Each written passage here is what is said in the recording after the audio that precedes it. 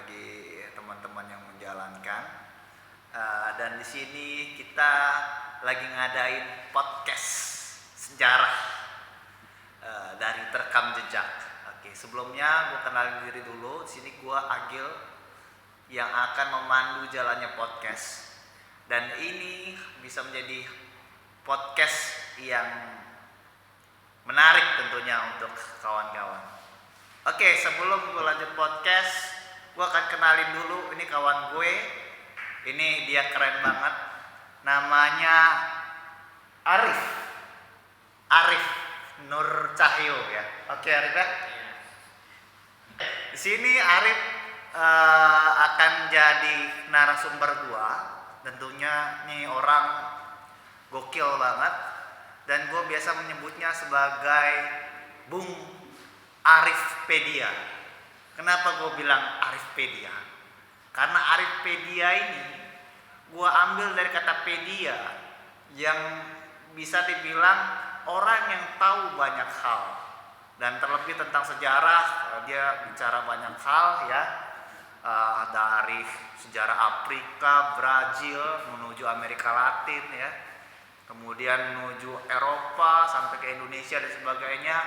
Dia tahu banyak hal. Oke, makanya itu Arif sekarang lagi kerja di mana, Arif? Ya di salah satu perusahaan BUMN. Oke, jadi sambil dia jadi pegawai BUMN, tapi dia juga menggeluti sejarah-sejarah apapun ya, terutama berkaitan dengan politik, ekonomi, dan kebudayaan. Oke, siap ya Arif ya? Yes. Ya, kali ini kita bicara mengenai kekhalifahan Utsmaniyah ya. Jadi bisa dibilang kekhalifahan ini memang udah berjalan selama sekitar mungkin 700 tahun ya, tapi pada akhirnya kekhalifahan ini runtuh pada awal abad ke-20. Nah, barangkali di sini ya kita sharing-sharing aja Arif ya. Bicara mengenai kekhalifahan, terlebih ya Arif yang memang udah mumpuni dalam bidang sejarah. Mungkin sharing aja Arif. Menurut lo kan banyak banget ya orang-orang atau masyarakat di sekitar kita yang ngangkat mengenai sejarah Utsmaniyah.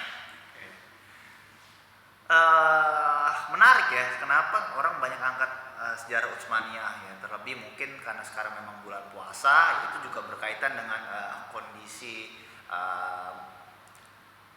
keadaan kita ya di tanah Nusantara ini. Nah mungkin gue minta perspektif lo mengenai kenapa sih banyak orang angkat mengenai Utsmaniyah. Memang sejauh mana pentingnya Utsmaniyah ini ya, dalam konteks sejarah dunia gitu. Apa emang benar-benar penting atau gimana? Mungkin sharing aja dulu. Oke. Ya, terima kasih pada Bung Agil atas kesempatan yang diberikan.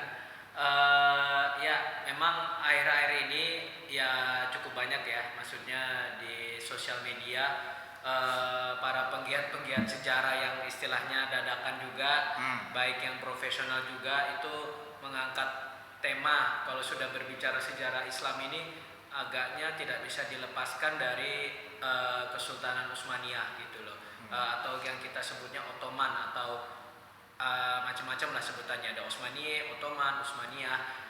Kenapa sih pada akhirnya ketika kita membicarakan Islam ini kekhalifahan Utsmaniyah yang populer gitu loh? Karena ya memang tidak bisa kita pungkiri juga bahwa Utsmaniyah ini bisa dikatakan adalah kekhalifahan Islam yang bisa dibilang dia mengalami proses yang pertama, dia mengalami masa yang cukup panjang juga gitu loh. Mengalami masa yang cukup panjang juga, yaitu selama 7 abad, dimulai dari dia berdiri 1299 sampai keruntuhannya di tahun 1922. Dan juga yang menyebabkan juga Utsmaniyah ini semakin menjadi banyak sorotan juga adalah letak dari kesultanan, posisi dari secara geografis dari wilayah kekuasaan mereka itu merupakan bisa dibilang adalah salah satu titik yang strategis secara politik ekonomi, sehingga menyebabkan Utsmaniyah itu sendiri pun tidak pernah bisa lepas dari yang istilahnya pusaran-pusaran konflik dunia gitu, yang pada akhirnya beberapa konflik-konflik yang bersejarah di dunia tersebut secara tidak langsung membawa Utsmaniyah untuk terjun di dalamnya gitu, sehingga secara tidak langsung ketika kita tanpa harus kita membicarakan secara khusus terkait Turki Utsmaniyah, kita membicarakan konflik-konflik yang ada di negara-negara di kawasan Eropa, Afrika dan Timur Tengah pun pasti pada akhirnya nama Utsmaniyah pun juga akan terseret di dalamnya gitu loh. Apalagi bahkan Utsmaniyah itu sendiri pada akhirnya menjadi salah satu negara yang ikut juga dalam salah satu perang besar di dunia ya, yaitu Perang Dunia Pertama gitu loh. Dan juga sejumlah konflik-konflik besar lainnya di Eropa sepanjang abad 15 sampai abad 20 yang ditutup oleh Perang Dunia Pertama itu serta-merta turut juga secara tidak langsung mengangkat ya citra Utsmaniyah semakin terus populer di kalangan banyak para orang-orang yang berminat mempelajari sejarah Islam atau mereka yang para penggemar-penggemar sejarah Islam itu sendiri. Jadi memang kalau saya tangkap memang kenapa Utsmaniyah ini dia bisa terus diangkat, karena memang berarti dia ini satu kekaisaran memang dalam kancah sejarah dunia itu dia terlibat dalam perubahan-perubahan sosial ya. Betul, dia terlibat dalam banyak pergolakan-pergolakan, terlibat dalam beberapa konflik juga, dan juga memang karena kan istilahnya Utsmaniyah itu sendiri kan memberikan bisa dibilang salah satu negara Islam yang benar-benar menunjukkan gestur powernya secara lugas gitu loh. Dalam artian ya mungkin termasuk juga karena didukung oleh media-media modern juga ya, media-media Muslim modern, media-media Turki yang terus mengekspos kehebatan dari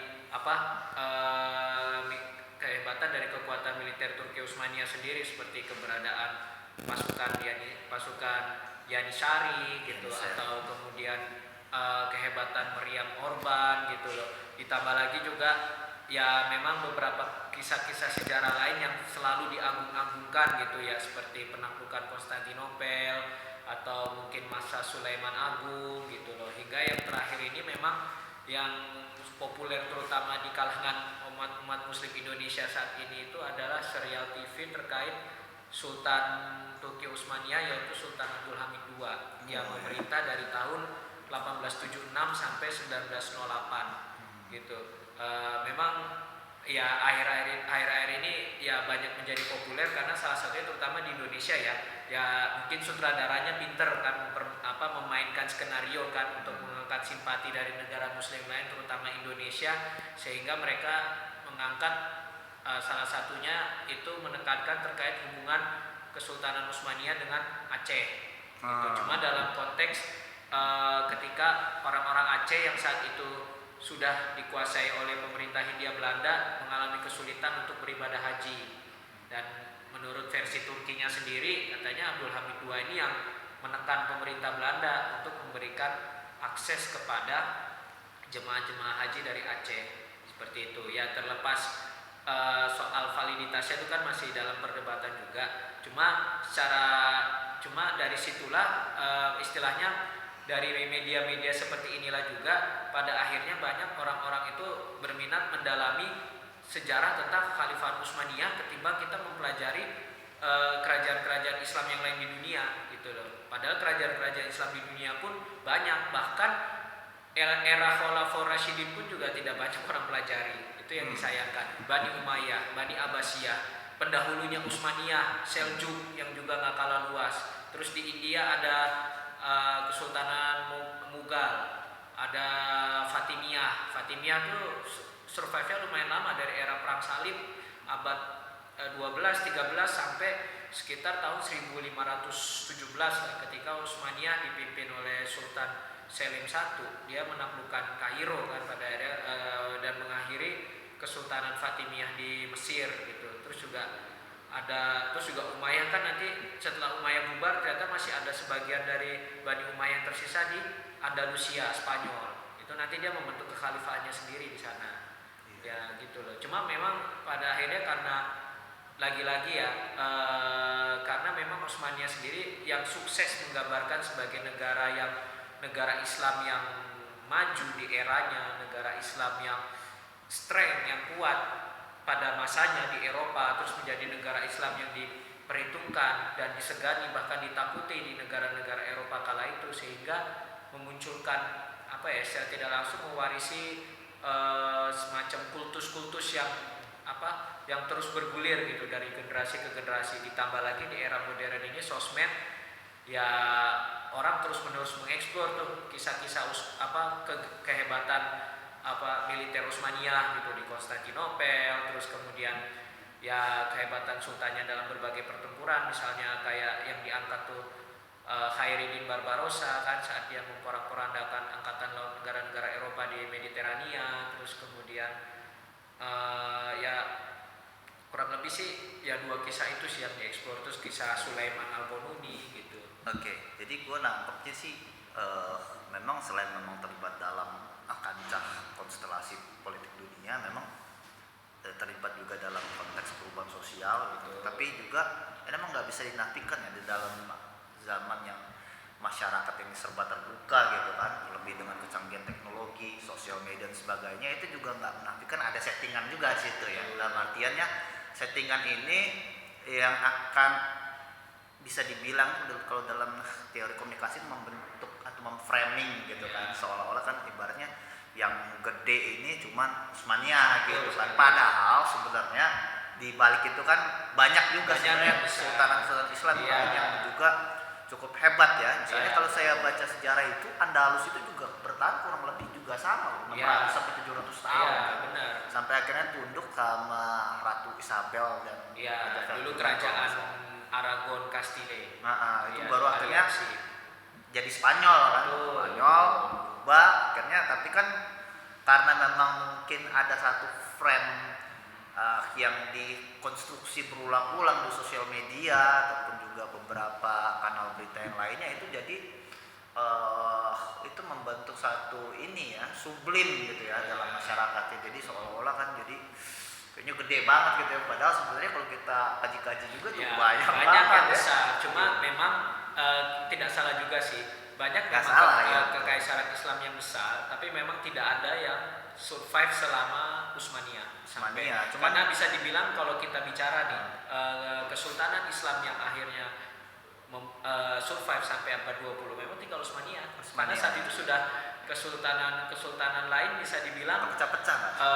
Ada yang sudah dihancurkan oleh bangsa lain kayak Mughal, akhirnya dihancurkan oleh Inggris. Terus kemudian akhirnya ya sebenarnya yang Iran sendiri pun kita juga tidak bisa, atau Persia itu kita tidak bisa bilang dia satu kekaisaran yang survive dan utuh ya, karena di sepanjang era Utsmaniyah mereka udah beberapa kali mengalami pergantian dinasti, mulai dari ada yang sampai yang terakhir nanti adalah yang berkuasa tuh dinasti Qajar gitu loh. Nanti dinasti Qajar ini yang akhirnya digulingkan dalam sebuah revolusi di tahun 1920-an oleh komandan pasukan Kosak Persia Reza Shah Pahlavi gitu. Tapi kita nggak bisa bilang itu kayak Utsmaniyah karena dia di era itu banyak berganti-ganti dinasti. Artinya Utsmaniyah ini juga punya satu sustainability juga yang berbeda gitu. Karena kalau bisa kita baca sejarah itu kan Andalus termasuk lama tuh. Iya, betul. Cuman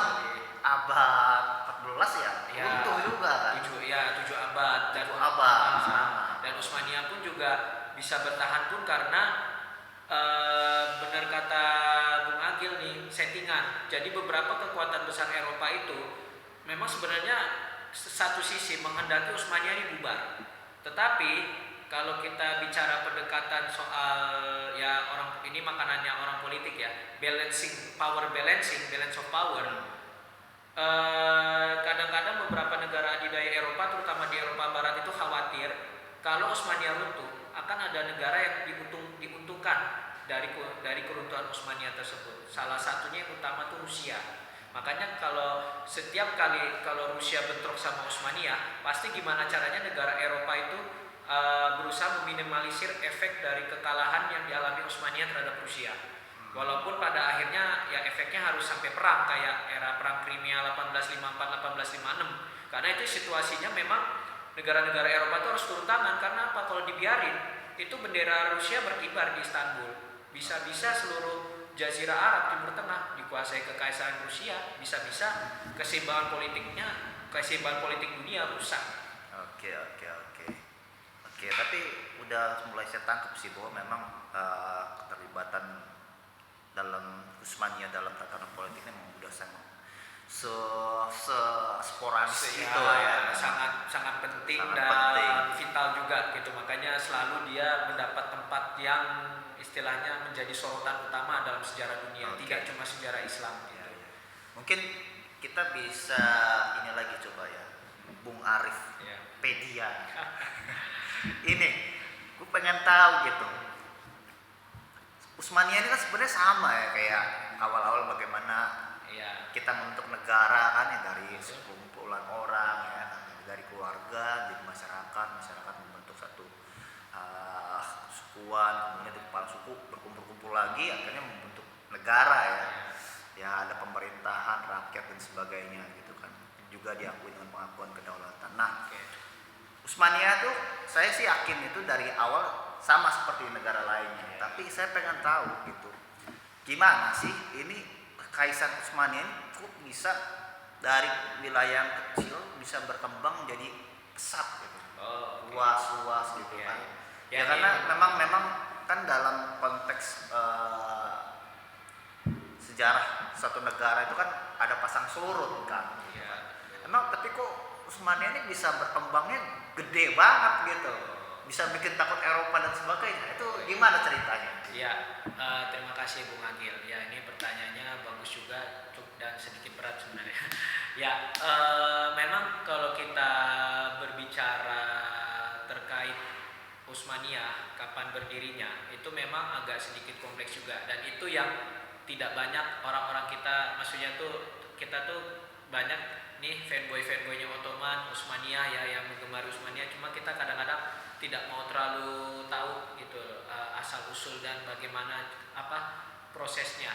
Sebenarnya ini proses yang panjang sebenarnya bagi Utsmania untuk terbentuk. Sebelum Utsmania terbentuk, jadi itu kita kalau mau mempelajari soal Utsmania, kita pelajari dulu pertama bagaimana sih bangsanya Bani Utsman ini yang bangsa Turk itu pada akhirnya bisa berinteraksi dengan Islam. Dia akhirnya bisa masuk ke kawasan Timur Tengah, bisa masuk ke akhirnya ke wilayah Turki atau dulu dikenalnya wilayah Anatolia, Asia Kecil kan, sampai akhirnya dia berhasil membentuk sebuah kerajaan di wilayah tersebut gitu loh. Jadi bangsa Turk itu aslinya adalah mereka bagian dari salah satu bangsa ya istilahnya yang hidup di kawasan padang rumput Siberia hingga Mongolia gitu loh. Pada akhirnya mereka tuh awalnya bangsa yang dulu mengembara di wilayah-wilayah padang rumput gitu loh. Jadi ya tapi dia tidak sendiri. Dulu bangsa Turk itu ada, selain bangsa Turk sendiri juga ada bangsa Mongol, bangsa Kirait, ada bangsa Naiman gitu loh. Banyaklah dulu bangsa-bangsa nomaden yang berdiam di padang rumput itu yang dulu hidupnya ya selain beternak ya dia bertarung sesama suku satu sama lain bangsa Turk itu tersebut. Nah, ketika akhirnya bangsa Turk ini merasa kehidupan di padang rumput ini terlalu keras, ditambah mereka kesulitan menghadapi suku-suku yang lebih besar dan lebih kuat ya seperti ya diantaranya kayak bangsa Mongol gitu-gitu. Akhirnya bangsa Turk itu berangsur-angsur bergerak dia mencari tempat bernaung yang baru ya. Intinya kan setiap bangsa yang dulu kehidupannya istilahnya peradabannya dulu kemampuan untuk membangun peradaban itu terbatas kan dia hanya bisa berpindah mencari sumber makanan atau sumber air yang lebih baik yang istilahnya benar-benar bisa menjamin hidup mereka untuk beberapa puluh tahun ke depan, untuk beberapa generasi ke depan. Nah, akhirnya setelah mereka berpindah satu tempat ke tempat yang lain, mereka sampailah di kawasan Persia gitu loh. Di kawasan Persia terutama di pinggir wilayah Laut Kaspia atau bisa orang nyebutnya mau laut mau danau ya. Cuma pokoknya bangsa Turk itu awal-awalnya ketika mereka bermigrasi dari padang rumput di wilayah Asia Tengah dan Siberia itu mereka menetapnya dulu di kawasan di wilayah Persia, lebih tepatnya di sekitar Laut Kaspia. Dan kontak mereka yang pertama tuh bagaimana bisa terjadi? Kontak mereka pertama terjadi dengan dunia Islam itu ketika di era Khulafaur Rasyidin itu sedang melakukan ekspansi ke Persia. Waktu itu mereka kan berperang untuk membubarkan kekaisaran Sasania. Gitu. Jadi ketika kekaisaran Sasania ini sedang diperangi, sedang dihancurkan, terjadi tuh kontak antara pasukan Khulafaur Rasyidin dengan bangsa Turk yang akhirnya mereka sepakat nih bekerja sama. Awalnya belum tidak langsung menerima ajaran Islam dulu. Awalnya mereka menjalin kontak dalam bentuk aliansi militer untuk bersama-sama memerangi kekuatan kekaisaran Sasani, sisa-sisa kekaisaran Sasania Persia, dan juga mereka berlanjut untuk memerangi bangsa-bangsa yang lain seperti Armenia, Georgia gitu kan. Nah, sampai ketika akhirnya penaklukan itu berhasil, nah akhirnya dari sinilah orang-orang Turki ini mulai mengenal Islam. Gitu, mulai mengenal Islam secara perlahan, dan akhirnya banyak yang masuk Islam berbondong-bondong gitu loh. Nah, bagaimana perkembangan selanjutnya? Nah, lama-lama orang-orang Turk ini ternyata ternyata dia memiliki, selain memiliki kemampuan militer yang mumpuni, juga memiliki kemampuan administrasi pemerintah yang bagus. Makanya ketika memasuki dinasti Abbasiyah, ya, terutama di era kekhalifahan Al-Mu'tasim itu sekitar tahun 838-an ya, 838-845-an ya, Masehi. Itu banyak dia merekrut orang-orang bangsa-bangsa Turk dengan alasan karena saat itu Khalifah Abbasiyah ini mengalami masalah pergolakan dengan orang-orang Persia yang didominasi oleh aliran agama Syiah Buaihi yang cenderung memusuhi pemerintahan Abbasiyah itu sendiri gitu, sehingga saat itu Khalifah Al-Mu'tasim ini akhirnya memutuskan untuk merekrut lebih banyak orang-orang Turk dalam pemerintahannya. Tetapi karena mengundang reaksi keras juga, akhirnya khalifahnya itu mengambil inisiatif memindahkan kekuasaan dia dari Baghdad ke arah Asia Tengah, Samara yang sekarang di wilayah Rusia. Jadi untuk tujuannya untuk mengamankan diri dia sendiri, dan karena di wilayah Samara itu juga masih menjadi wilayah bangsa Turk juga. Dan nantinya bangsa Turk ini memasuki abad ke-11, terutama di era 2 abad terakhir kekuasaan Abbasiyah, Daulah Abbasiyah, itu mereka sempat menjadi kekuatan politik yang dominan dengan membentuk sebuah kekaisaran. Jadi sebelum kekhalifahan Utsmaniyah, dulu bangsa Turk itu juga pernah punya sejenis kekaisaran kayak Utsmaniyah juga, cuma mungkin tidak seluas Utsmaniyah. Dulu wilayahnya merambah dari Anatolia atau Asia Kecil atau sekarang Turki sampai ke kawasan Persia, membentang dari utara kawasan Asia Tengah, kawasan Siberia sampai selatan mendekati India. Dulu namanya Kekaisaran Saljuk. Oh, Saljuk. Kekaisaran Saljuk. Jadi Kekaisaran Saljuk ini yang dibentuk oleh orang-orang Turk yang akhirnya dia menjalin hubungan baik dengan Khalifah Abbasiyah. Jadi walaupun mereka dalam pengertian dan perspektif Barat adalah sebuah kekaisaran, tapi Saljuk sejatinya itu adalah tetap sebuah vasalnya Daulah Abbasiyah. Jadi tetap dia statusnya secara hierarki kekhalifahan di era itu dia masih di bawahnya Abbasiyah, tetap tunduk sama Daulah Abbasiyah. Seperti itu. Berarti memang sebenarnya kalau bangsa Turk ini memang secara gen bisa dibilang nggak sih gennya ini memang dia punya kompetensi dalam bidang militer dan juga dari sisi administrasi yang mungkin masyarakat lain juga belum tentu punya ya. Ya, kalau saya sih melihatnya mungkin lebih ke militer ya, karena Militer. memang bangsa-bangsa yang nomaden di padang rumput itu memang kan hidup dia kalau selain berburu ya bertarung satu sama lain dengan sukunya. Jadi biasanya memang bangsa-bangsa yang nomaden dan hidup di padang rumput ini memang biasanya terkenal banyak selain dia ya istilahnya selain pemburu yang tangguh, terus juga peternak kuda yang ulung, dan juga memang para kesatria-kesatrianya tuh hebat-hebat dan jago bertarung semua. Karena memang alam yang menuntut mereka untuk bertahan hidup. Gitu. Kalau nggak begitu ya habis bangsa mereka gitu. kan ibaratnya kan zaman dulu belum secanggih zaman sekarang, karena kan orang menetap itu udah memang final gitu. Ya, kasarnya kalau lu nggak bunuh ya Anda nggak bunuh ya Anda dibunuh gitu loh. Ya, survival of the fittest ya. Kalau Anda jatuhnya. tidak memusnahkan yang Anda dimusnahkan sebagai suatu bangsa. Gitu. Makanya memang secara nurture-nya itu emang harus kuat gitu. Betul. Iya, makanya atas dasar nature itulah kenapa bangsa Daulah Abbasiyah, Bani Abbasiyah itu sangat bergantung kepada bangsa Turk. Salah satunya memang karena postur kekuatan militernya kuat dan mereka petarung-petarung yang berpengalaman dan loyalitasnya kuat gitu loh.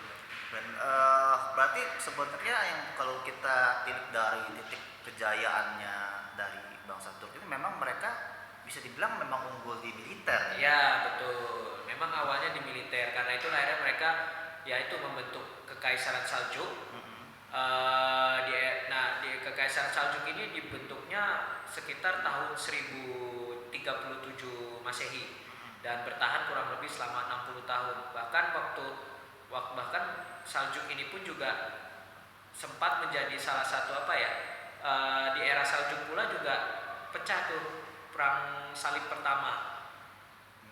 Gitu, pecah perang salib pertama di mana ya Kesatria Salib juga melakukan konflik kepada Kekaisaran Saljuk, cuma mungkin tidak seintens yang dengan mungkin Kekhalifahan Fatimiyah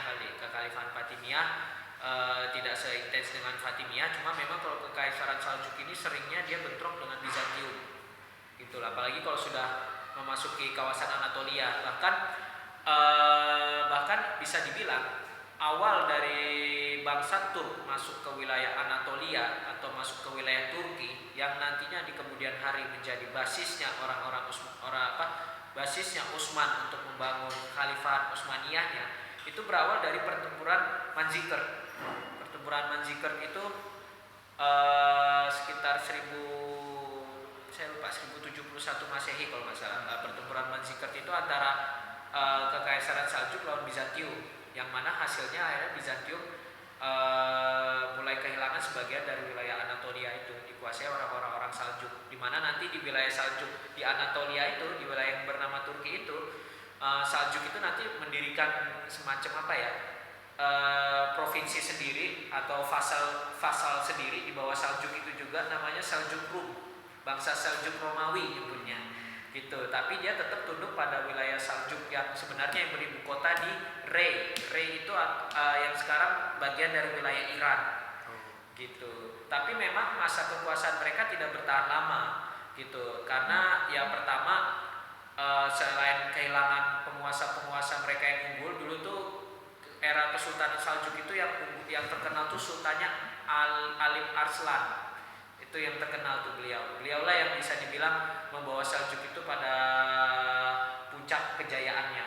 Tapi setelah si Alip Arslan pertama ini berganti-ganti sultan, ternyata ya gitu, banyak pergolakan internal, terus kemudian perang yang tidak terputus-putus satu sama lain. Pada akhirnya kan suatu negara memang akan menjadi kuat bila ia selalu dalam bahaya, selalu dalam ancaman. Tetapi apabila ancaman itu dalam artian peperangan itu terjadi terus-menerus, pada akhirnya ya kemampuan negara itu dalam artian kan, kalau perang itu kan menghabiskan ya, dalam artian banyak yang mengkonsumsi banyak hal, dalam artian SDM-nya, SDA-nya, kemudian material-material perang. Nah, pada akhirnya kemampuan Saljuk dalam menghasilkan secara ekonomi dibandingkan dengan peperangan yang dia hadapi akhirnya berbanding jauh gitu loh.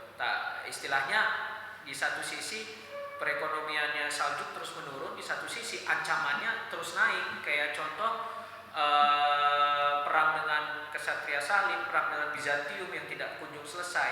Kemudian di sebelah timur tiba-tiba ada ancaman baru, yaitu kalau orang Tiongkok nyebutnya Kerajaan Liao Barat, tapi kalau orang Mongol nyebutnya itu bangsa Karakitai. Itu salah satu musuh besarnya Kekaisaran Saljuk yang akhirnya berhasil mengalahkan Saljuk saat itu. Hingga karena dijepit sana dijepit sini kan, kalah terus peperangan, muncul pergolakan di dalam.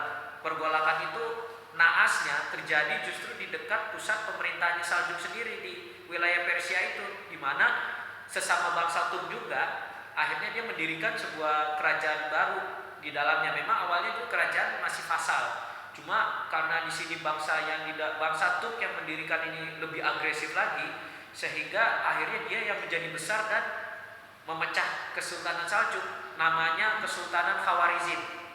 Kita mengenal Kesultanan Khawarizm itu apa? Mongol. Karena itu korban pertamanya bangsa Mongol era Genghis Khan tuh, yang negara pertama yang diporak-porandakan. Maksudnya memang Khawarizm ini bukan kekaisaran yang istilahnya remeh dan gak kuat, itu dia dulu yang paling powerful. Bahkan dialah yang membubarkan Saljuk, gitu ya, membuat Saljuk akhirnya bubar dan terpecah-pecah pada akhirnya seperti itu. Berarti Turk ini bisa dibilang Utsmaniyah ini dari Saljuk ini. Ya, cikal bakalnya kita kalau membahas Utsmaniyah tidak akan pernah bisa lepas dari Saljuk ini. Nah, bagaimana sih pada akhirnya Utsmaniyah ini terbentuk dalam kaitannya dengan bangsa Saljuk? Kan kembali lagi waktu setelah Saljuk ini akhirnya dikalahkan oleh sesama kerajaan orang Turk, yaitu Kekaisaran Khawarizm, akhirnya orang-orang Saljuk ini terpecah belah semua, gitu loh. Kembali lagi ya istilahnya berada dalam tidak dalam satu kepemimpinan yang kuat ya, di mana di satu sisi ada Kekhalifan Fatimiyah yang terus expand kan sampai ke wilayah Irak, terus kemudian dari satu sisi di Iran pun Kekhalifan Khawarizm semakin kuat. Nah, akhirnya kekuatan Saljuk yang tersisa berada di wilayah Asia Kecil yang bernama Saljuk Rum. Bagaimana Utsmaniyah ini terbentuk dari Saljuk Rum ini? Jadi sebenarnya ayah dari pendiri Utsmaniyah itu yaitu Ertugrul itu sebenarnya dia sama seperti bangsa Turk yang lain. Awalnya mereka sebuah kabilah yang hidup secara nomaden, yang saling berpindah-pindah kayak bangsa Turk yang lain gitu. Nah, cuma di masa ketika Ertugrul dan keluarga-keluarganya hidup, memang di masa itu Mongolia lagi muncul-munculnya nih, bangsa Mongolia lagi muncul, lagi powerfulnya nih, era Genghis Khan. Apalagi setelah Genghis Khan berhasil mengalahkan banyak suku-suku yang tadi aku sebutkan, Kiraids, Uighur, Ongirats, gitu kan, berhasil menyatukan dan menghancurkan kekuatan-kekuatan yang lain kayak Abbasiyah runtuh ya. Karakitai, bangsa Qin. Waktu itu belum sampai Abbasiyah ya, belum sampai.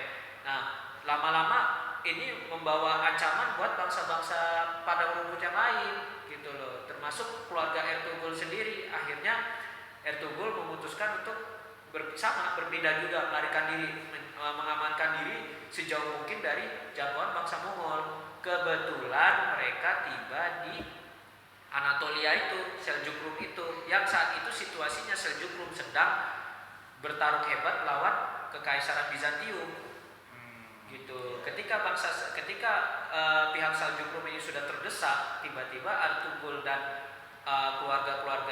keluarganya dan beserta pasukan-pasukan berkudanya datang membantu pihak Seljuk Rum ini memenangkan perang lawan Bizantium. Akhirnya sebagai bentuk penghargaan, Ertugrul ini akhirnya berhak mendapatkan sebidang wilayah di wilayah Seljuk Rum itu, di mana dia ditunjuk jadi gubernurnya. Nah, setelah penguasa Seljuk Rum ini terakhir meninggal, nah ternyata Seljuk Rum itu sendiri terjadi perpecahan di antara para gubernurnya, saling berpecah satu sama lain di antara anak-anak sultannya. Ini yang dimanfaatkan oleh Ertugrul untuk memerangi mereka semua dan menyatukannya jadi satu kekuatan. Ya, ini yang nanti jadi cikal bakal Utsmaniyah gitu. Nah, memang di saat yang bersamaan ketika Ertugrul berhasil menyatukan seluruh Anatolia di bawah kekuasaan dia, di saat yang bersamaan memang Hulagukan udah masuk ke Bani Abbasiyah 1258, di mana saat itu ya bisa dibilang ya bala tentaranya di bawah pimpinan Hulagukan yang memporak-porandakan semua ya, ibu kota Baghdad sampai seluruh bangunannya hampir rata dengan tanah gitu. Tapi di masa itulah akhirnya penguasa yang menjadi cikal bakal penguasa Utsmaniyah yaitu Osman I lahir. Jadi memang kelahirannya tuh bersamaan dengan momen yang historis itu. Bangsa Mongol ngancurin kota Baghdad.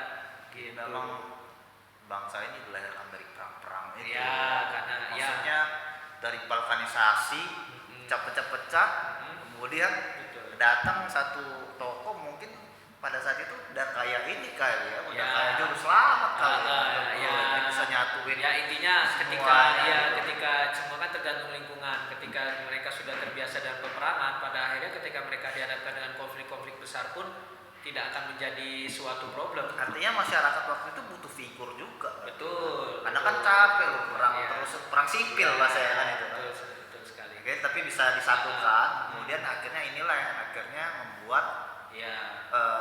bahasanya ketika balkanisasi itu terjadi, kemudian Arthur Group bisa menyatukan itu semua, berarti langsung meluas dong.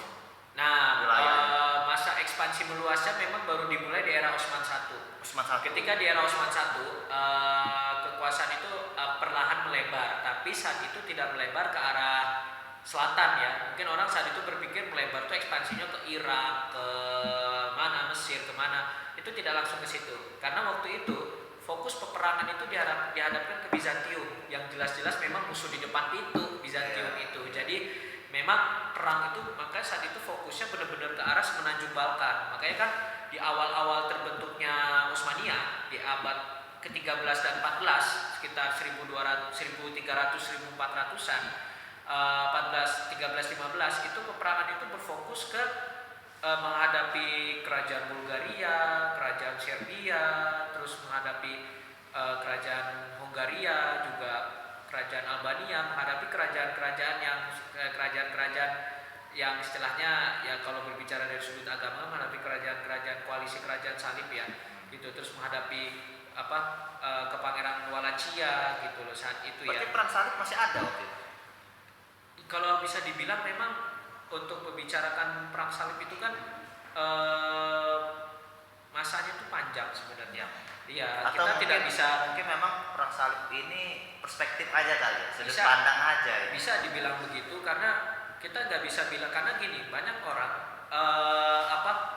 mengkecilkan objek perang salib itu seolah-olah hanya Islam lawan Kristen. Gitu, seolah-olah fokusnya Timur Tengah, Yerusalem. Padahal perang salib itu luas. Perang salib itu ada di tanah Slavia. Waktu itu mereka apa yang mereka perangi? Kebudayaan pagan di sana. Terus kemudian mereka di Yunani. Di Yunani pernah perang salib itu porak-porandakan Yunani. Melawan siapa? Kepercayaan paganisme Helenis. Orang-orang pagan-pagan Yunani diperangin. Bahkan kalau Bung Agil tahu, yang menyebabkan kekaisaran Bizantium memasuki masa kemunduran itu siapa? Bukan Utsmaniyah, kesatria salib. Dalam salah satu perang salib pernah kesatria salib itu masuk dan menjarah kota Konstantinopel habis-habisan. Makanya sejak saat itu kota Konstantinopel itu sudah nggak sekuat dulu karena semua aset dan hartanya orang-orang Bizantium di sana dirampas semua sama kesatria salib gitu loh. Sedangkan ya Utsmaniyah itu sendiri kan hanya kebetulan mereka ya dapat untung dan mendapat kelimpungan untung karena Bizantiumnya saat itu sudah terus melemah. Makanya kan mereka ini nanti awal dibangunnya memang bukan dari menguasai wilayah-wilayah Islam yang sudah ada, tetapi mereka menggerogoti kekuasaan Bizantium. Bahkan dalam satu momen pernah ibu kota Utsmaniyah itu dipindahkan ke Adrianople, Edirne, salah satu dari kotanya Bizantium. Ya tujuannya adalah untuk semakin menyemangati ekspansi untuk merebut semua wilayah-wilayah Bizantium itu. Berarti bisa dibilang sebenarnya cara si Kekaisaran Utsmani dalam memperluas kekuasaan itu dia melihat keadaan politik negara-negara lain ya. Dalam dia ini bisa cermat juga ya, cermat karena nilai mana yang lemah ekspansi. Betul, gitu ya. seperti itu. Jadi ya Selain memang kekuatan militer yang kuat ya. tidak membicarakan yang lemah juga sih, dalam artian memang ancaman yang terdekat memang kebetulan Bizantium dan beberapa kerajaan kerajaan salib di Balkan yang memang saat itu mereka masih belum selesai dengan kekaisaran Saljuk. Lalu mereka takut dengan kemunculan Osman ini atau Utsmaniyah ini akan menyebabkan menyebabkan istilahnya ancaman baru lah gitu yang lebih berbahaya seperti itu. Ya nanti pada cuma nanti masa ekspansi ini tidak berjalan mulus juga gitu loh, tidak berjalan mulus juga. Pernah suatu di era ini yang saya ingat ya, ingat banget ini di era Sultan Bayezid I. Di era Sultan Bayezid I sekitar tahun 1400-an, 1400 pas ya. Itu pernah pasukan Utsmaniyah itu sudah tinggal, istilahnya sudah mengepung Konstantinopel. Tetapi secara tidak diduga muncul musuh yang mungkin ini yang menjadi salah satu ini ya yang menarik ya di kita dalam belajar sejarah Islam, di mana musuh itu tidak selalu orang-orang yang beda akidah sama kita. Kadang-kadang ya sesama Islam pun bisa saling bertubrukan. Ketika Bayezid I berhasil menguasai Konstantinopel tanpa ada warning apapun, datanglah sesama bangsa Turk lagi, Turk Mongol. Datanglah penakluk baru yang sering dianggap katanya bagian dari Mongol, cuma dia ini memang kebetulan sudah mengenal Islam gitu. Nah, kita mengenalnya dengan sebutan Timur Leng. Timur Leng. Atau kalau di barat nyebutnya Tamerlane. Memang Timur Leng ini kekuasaannya cukup luas, dari anak benua India sampai ke wilayah Asia Tengah, bahkan sampai masuk ke wilayah Anatolia, wilayah Utsmaniyah itu.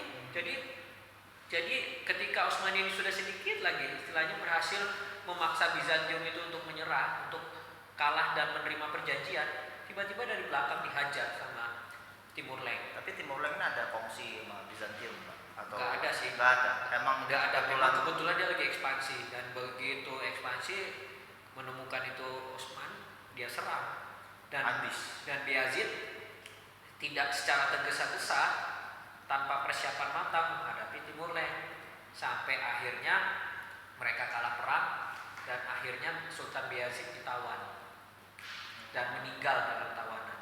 Wah, ada kejadian gitu ya? Iya, Sultan ditawan. Iya, jadi ternyata Utsmaniyah itu tidak serta-merta jaya terus. Mereka ada masa-masa menurunnya, bahkan sebelum era yang sering diglorifikasikan ya, bahkan itu kejadian sebelum era Sultan Muhammad II, sebelum Sultan Muhammad Al-Fatih itu 50 tahun malah sebelum Al-Fatih. Bayezid I akhirnya dia ketangkep, terus tidak cukup sampai situ, bahkan Timur Leng ini menanam benih-benih permusuhan di antara anak-anaknya Bayezid ini, sampai akhirnya Muhammad I yang naik jadi sultan. Jadi berarti itu sempat perang saudara selama 12 tahun. Gitu. Satu bangsa yang punya pengalaman sejarah yang panjang itu juga ya mau nggak mau ya pasang surut, ada satu kadang-kadang bahkan kita mengalami perang sipil perang sipil dan sebagainya, berperang satu sama lain. Betul.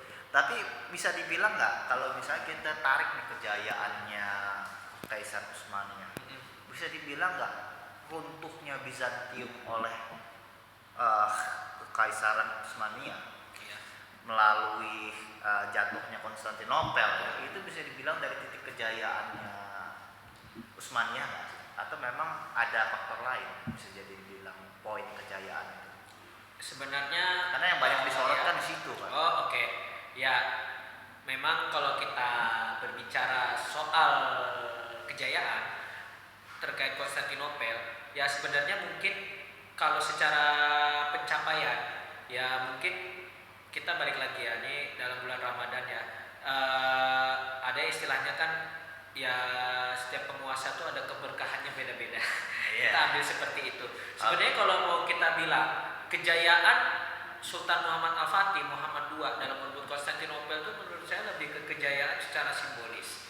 Karena simbolis dalam artian secara perspektif Islam. Karena kan memang kejatuhan Konstantinopel itu memang sudah diprediksi oleh Rasulullah bahwa umat Muslim ini menurut hadis ya, bahkan bahwa pasukan Muslim yang merebut Konstantinopel itu adalah sebaik-baiknya pasukan yang dipimpin oleh sebaik-baiknya sultan, sebaik-baiknya pemimpin lah. Kalau nyebut gelar kayaknya salah ya, maksudnya sebaik-baiknya pemimpin dan sebaik-baiknya pasukan. Jadi setiap penguasa Muslim sesudah Rasulullah itu semacam tertantang gitu loh, untuk jadi tuh mereka tuh sudah memframe Konstantinopel ini adalah sebuah impian umat muslim gitu loh untuk ditaklukkan. Karena kalau gue baca itu anak kecil loh yang sultannya itu ya, umur katanya masih muda ya. Ya, memang masih muda. Maksud gua di umur semuda itu bisa menaklukkan satu kekaisaran yang umurnya udah 1000 tahun. Oh, nah tapi kan kita juga harus melihat juga situasi Konstantinopel saat itu seperti apa. Memang Konstantinopel itu secara pertahanan itu sangat kuat sekali. Ya, istilahnya temboknya yang tebal-tebal, terus di lautnya banyak rantai segala macam. Cuma kalau mau kita bicara secara nilai strategis geografis, jujur ya Konstantinopel itu ya itu wilayah Bizantium, tinggal itu wilayah Bizantium Konstantinopel itu. Jadi kalau secara umum ya bisa dibilang Muhammad Al-Fatih mungkin ya lagi-lagi saya bilang barokah dari Allah, karena mungkin Allah sudah merancang itu untuk Muhammad Al-Fatih untuk merebut Konstantinopel, karena memang saat itu ya kekuatan Konstantinopel sudah lemah, istilahnya memang sudah menunggu kejatuhan. Bahasanya begini, sebelum ya berarti titiknya itu bukan cuma di Mehmet II ini kan, iya. Tapi sebelum-sebelumnya pun sudah ada yang berjuang sebelum Utsmaniyah, dari era Khulafaur Rasyidin pun sudah pernah diusahakan gitu loh, bahkan Utsmaniyah itu bahkan era Khulafaur Rasyidin itu sudah pernah sampai ingin membuat armada laut di era Umayyah juga gitu loh, sudah ada usaha mencapai ke sana, tapi kan selalu gagal karena memang di masa itu Bizantium masih sangat kuat segala macam. Cuma kan di era Muhammad Al-Fatih itu sendiri kan Bizantium itu sudah sedemikian melemah, dalam artian secara politik juga tidak banyak negara yang mau membantu, karena salah satunya balik lagi ya itulah sisi negatif ketika urusan agama bercampur dengan politik gitu loh. Jadi ketika urusan agama itu bercampur dengan politik, kan sempat terjadi di era ketika Konstantinopel ini diambang pengepungan Utsmaniyah, itu kan kita mengenal ya mungkin mohon maaf ya, ini yang untuk yang Kristiani mungkin yang lebih paham, ada yang namanya Great Schism, pertentangan besar antara antara gereja Ortodoks yang diwakili Bizantium dengan negara-negara kekaisaran kerajaan-kerajaan di Eropa yang menganut gereja Katolik Roma. Dan juga ternyata perselisihan ini berpengaruh pada sikap politik yang mereka ambil, makanya akhirnya Bizantium pun ya saat diserang Utsmaniyah pun juga ya sudah tak ada lawan, sudah nggak ada yang menolong, paling cuma beberapa tentara-tentara bayaran dari Genoa yang akhirnya kan sempat mengambil alih posisi untuk mengomandani pasukan Bizantium, tapi akhirnya kalau nggak salah namanya Giustiniani kalau nggak salah nama komandannya itu. Tapi kan pada akhirnya mereka juga nggak bisa melawan juga kan kekuatan Utsmaniyah itu, akhirnya mereka kabur sampai ada kaisar Bizantium yang sendiri yang akhirnya memimpin peperangan. Jadi kalau mau dibilang secara perspektif kejayaan, mungkin dalam artian ya kejayaan dalam perspektif sejarah Islam gitu, karena memang sepanjang sejarah Islam memang belum pernah ada yang bisa sampai di era Muhammad Al-Fatih seperti itu. Tapi kalau mungkin kalau dari segi dunia ya memang itu menjadi monumentalnya karena apa? Karena ya benar berbicara soal kekaisaran Bizantium yang sudah berabad-abad akhirnya runtuh gitu. Cuma kalau kita dalami secara kenyataan yang kita baca sejarahnya, situasi Bizantium seperti apa, ya pada akhirnya tuh sebenarnya lebih kepada penaklukan sebuah kota gitu loh. Kurang lebih sih seperti itu. Kalau sisi lain kejayaan selain jatuhnya Konstantinopel apakah ada lagi? Ya intinya sih dengan kejatuhan kota Konstantinopel memang ya itu pada akhirnya itu nanti yang mendorong semangat jihad dari kekhalifahan Utsmaniyah sendiri untuk terus melakukan ekspansi gitu loh, terus melakukan ekspansi hingga meluas ke Eropa, hingga meluas ke Timur Tengah, kan akhirnya sampai memasuki ke tanah Hijaz, akhirnya merambah masuk ke wilayah Mesopotamia ya, di mana nanti mereka sampai bertarung melawan kekaisaran Safawiyah, kekaisaran Safawiyah, kerajaan Safawiyah gitu yang ada di Iran terus kemudian sampai akhirnya menaklukkan sisa-sisa Kesultanan Fatimiyah atau Mamluk di Mesir gitu loh. Seperti itu sampai akhirnya ekspansi ke Eropa, memasuki ke wilayah Transilvania, ke Hongaria, sampai akhirnya ya di era Sulaiman itu mereka sudah masuk Hongaria, bahkan sudah mendekati ibu kota Vienna tahun 1683 itu. Seperti itu. Oke, kawan-kawan, mungkin untuk awalnya kita sampai di sini dulu. Kita akan lanjutkan di podcast selanjutnya dan tunggu di podcast kami Terekam Jejak bersama Bung Arif Pedia. Oke.